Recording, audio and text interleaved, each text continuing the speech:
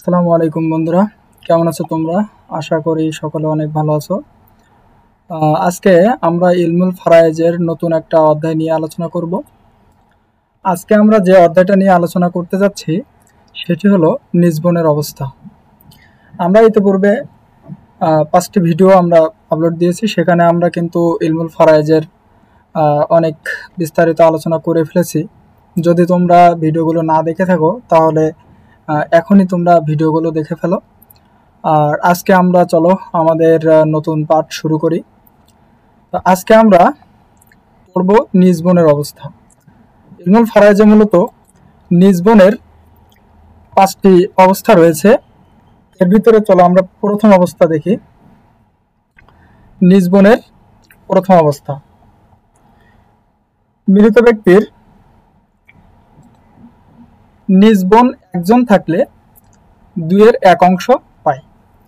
মৃত ব্যক্তির নিজবন যদি একজন থাকে তাহলে সে তার সম্পদের, মৃত ব্যক্তির সম্পদের দুইয়ের এক অংশ পায়। আমরা একটু অঙ্ক করে দেখি। এখানে আমরা দেখতে পাচ্ছি বোন আছে এবং চাচা আছে।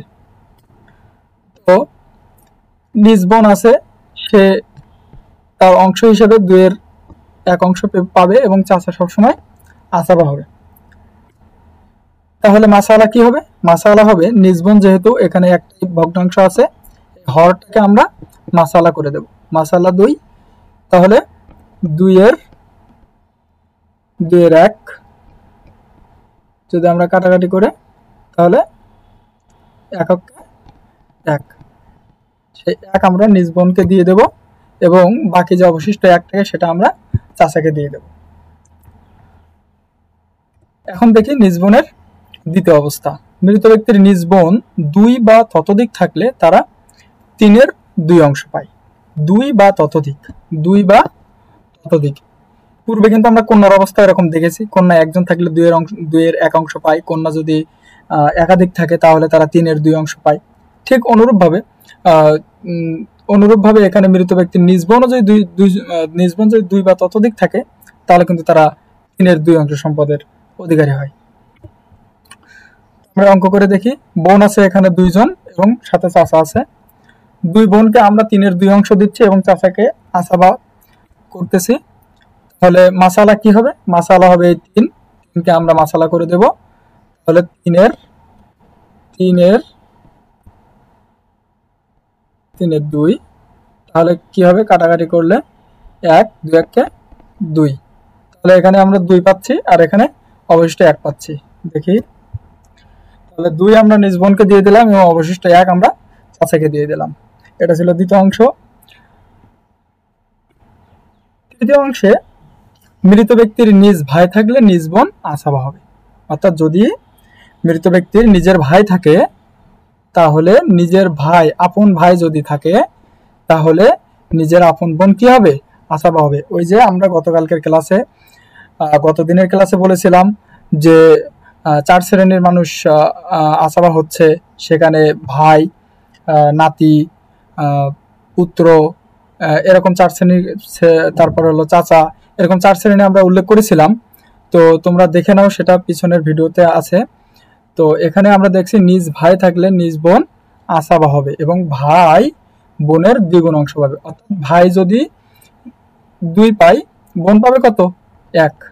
ভাই 2, বোন 1, সবসময় বোনের দ্বিগুণ অংশ পাবে ভাই। তো অঙ্ক করে দেখি। এখানে আমরা মূলত 2টা উদাহরণ দেব, একটা সহজ উদাহরণ এবং একটা কঠিন উদাহরণ। তোমরা কিন্তু এটা অনেক ভালোভাবে লক্ষ্য করো। সহজ উদাহরণের ভিতরে আমরা খুব সহজে দেখতে পাচ্ছি এখানে আছে নিজ ভাই এবং নিজ বোন। তাহলে নিজ ভাই আমরা যদি 2 দেই তাহলে নিজ বোনকে 1, তাহলে আমাদের মাসালা হবে কত? 3। আমরা এভাবেই দেখি, মাসালা 3। এখন আমরা একটু কঠিন উদাহরণ দেখি। এই উদাহরণটা লক্ষ্য করলে আমাদের সামনে কিন্তু তাসহিহ অধ্যায় আসবে। তাসহিহ অধ্যায়ে তোমরা কিন্তু এই ধরনের তাসহিহ করতে দেখবে। তো এখানে যদি তোমরা ভালোভাবে লক্ষ্য করো তাহলে কিন্তু তোমরা পরবর্তীতে অনেক ভালো করতে পারবে। এখানে আমরা দেখি, এখানে আছে নিজ ভাই আছে 2 জন, নিজ বোন আছে 2 জন এবং মাতা আছে।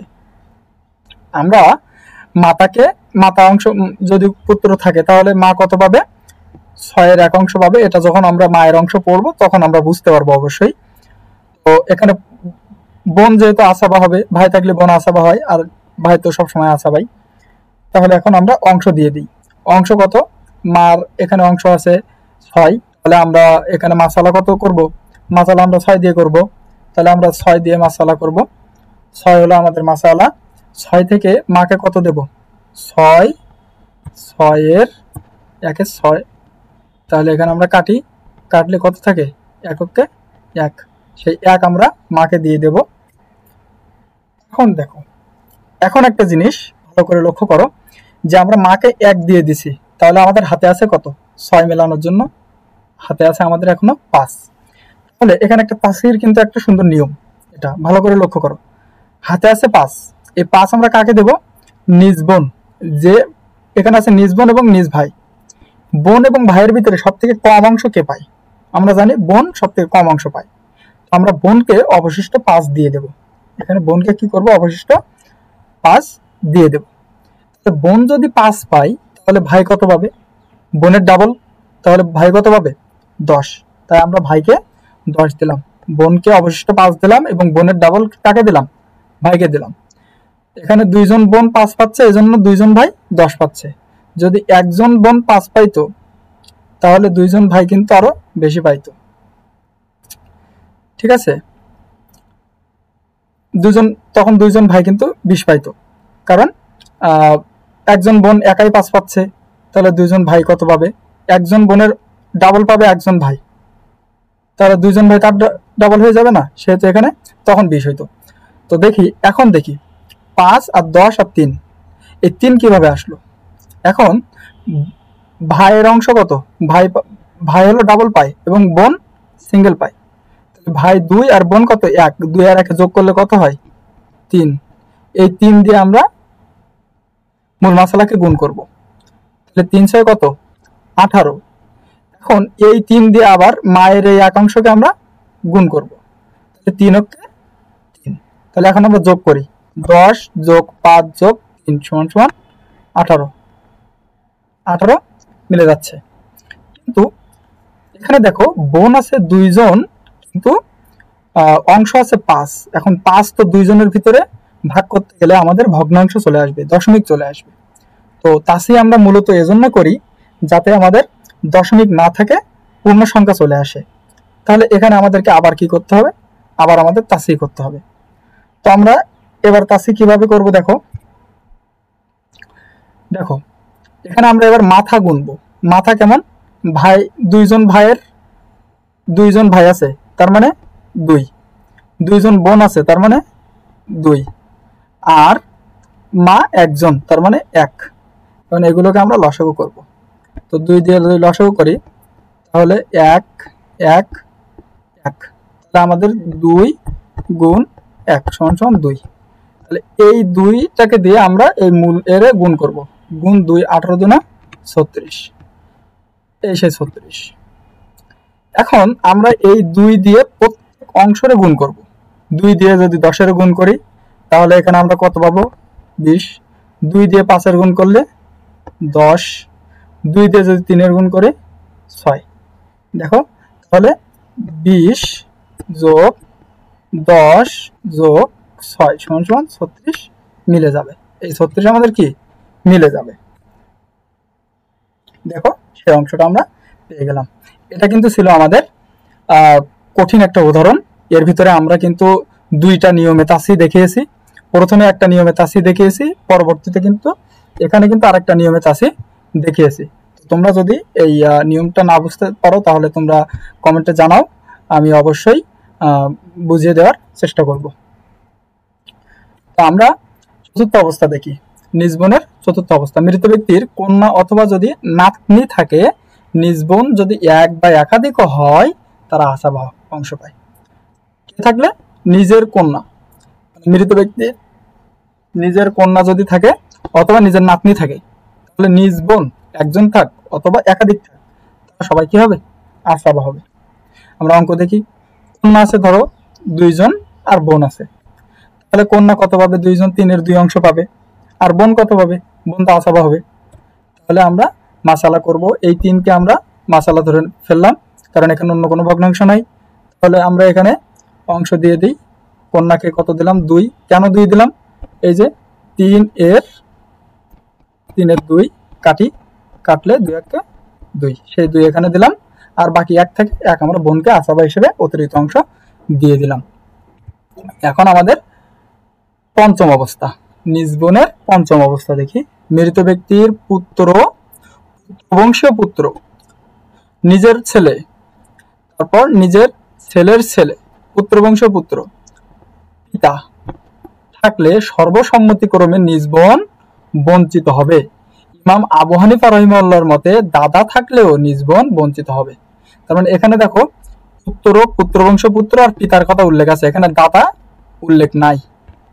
কিন্তু আবু হানিফা রাহিমাহুল্লাহর মতে যদি দাদাও থাকে এখানে, তাহলেও নিজ বোন কি হবে? বঞ্চিত হবে। আমরা এই দুইটা মতের পক্ষে আমরা আমাদের উদাহরণ দেখব। প্রথমে আমরা এইটার উদাহরণ দেখি যে পুত্র আছে এবং বোন আছে। আমরা জানি পুত্র সবসময় কি হয়? আসাবা হয়। আর পুত্র থাকলে বোন কি হবে? বঞ্চিত হবে। তাহলে আমরা মূল সকল সম্পদকে আমরা 1 ধরে নেব, আর বোন তো বঞ্চিত, সেহেতু আমাদের মাসালা হবে কত? 1। অন্যদিকে ইমাম আবু হানিফা রাহিমাহুল্লাহর মতে যে যুক্তি যে দাদা থাকলেও কি হবে? নিজ বোন বঞ্চিত হবে, সেটা আমরা দেখো। দাদা আছে এবং কি আছে? বোন আছে। তাহলে দাদা তার অংশ পাবে। তা কি হয়? যদি কেউ না থাকে, তাহলে বোন থাকে বা অন্য কোনো অংশীদার না থাকে, পুত্র, কন্যা অথবা মানে মৃত ব্যক্তির নাতনি, এরকম যদি কেউ থাকে, তাহলে কি হয়? দাদা আসাবা অংশের অধিকারী হয় না, দাদার তৃতীয় অংশ যেটা, সেটা বলছি। তো এখানে দাদা যেহেতু আসাবা, তাহলে মূল সম্পদকে আমরা 1 ধরে দাদাকে দিয়ে দেব, এবং আমাদের মাসালা হবে কত? মাসালা হবে 1। এটাই ছিল আমাদের আজকের নিজ বোনের অবস্থা। তোমরা অবশ্যই আশা করি বুঝতে পেরেছো। যদি তোমরা না বুঝতে পারো, তাহলে অবশ্যই আমাকে কমেন্টে জানাবে, আমি চেষ্টা করব তোমাদেরকে বুঝিয়ে দেওয়ার জন্য। সকলকে ধন্যবাদ। যদি ভিডিওটি ভালো লাগে, তাহলে লাইক কমেন্ট করে সাথে থাকার অনুরোধ রইল। ইলমুল ফারায়েজ বিষয়ে নতুন নতুন আরো ভিডিও যদি তোমরা চাও, তাহলে আমি আমার চ্যানেলে আমি আপলোড দেব। সেজন্য নতুন নতুন ভিডিও পেতে চ্যানেলটিকে তোমরা সাবস্ক্রাইব করে পাশে থাকা বেল আইকনে প্রেস করো।